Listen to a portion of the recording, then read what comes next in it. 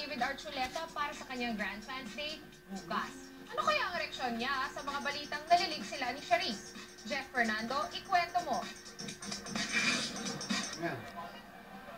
Hindi magkamayaw ang fans nang dumating sa bansa ang American Idol Season 7 first runner-up na si David Archuleta bandang alas 3 ng hapon.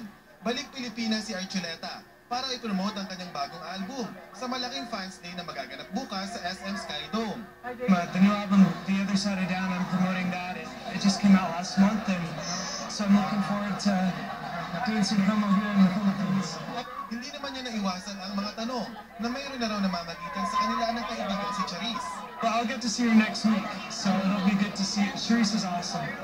At dahil malapit na sa puso ni David Archuleta ang kanyang Pinoy fans, ito ang kanyang personal na mensahe. Salamat po, mahal ko kayo. Mahal ko kayo, yeah, right? I said, yeah.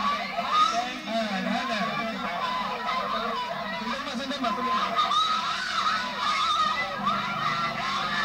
Na-delay ng isang oras ang pagdating ni David Archuleta mula sa bansang Singapore. Pero ayon sa kanya, sulit naman daw ito dahil muli niyang makikita at makakabanding ang kanyang mga fans na Pinoy sa kanyang mini concert bukas. Ako po si Jeff Fernando, News 5.